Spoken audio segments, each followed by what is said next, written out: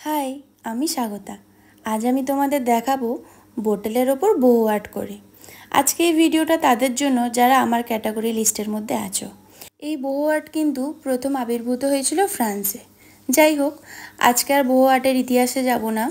আচ্ছা, এবার নিশ্চয়ই তোমরা ভাবছো আমি কেন ভিডিওটা শুরুতেই বললাম যে এই ভিডিওটা আমার ক্যাটাগরি লিস্টের মানুষের জন্য। তো এই কথাটা বলার কারণ হলো আমি সাধারণত খুব একটা ভালো ছবি আঁকতে পারি না। বিশেষ করে যেগুলো খুব সূক্ষ্ম জিনিস হয় সেগুলো করতে গেলেই আমার হাত কাঁপে, বিশেষ করে ক্যামেরার সামনে। আর এই বহু আর্ট হচ্ছে এমন একটা আর্ট যেটা করা খুবই ইজি আর দেখতে খুবই ক্লাসি লাগে। আমরা যারা ছবি আঁকতে খুব একটা পারদর্শী নই তখন আমরা কিন্তু চাই এমন কিছু একটা ছবি আঁকতে যেটা করতেও ইজি হয় আর দেখতেও সুন্দর লাগে।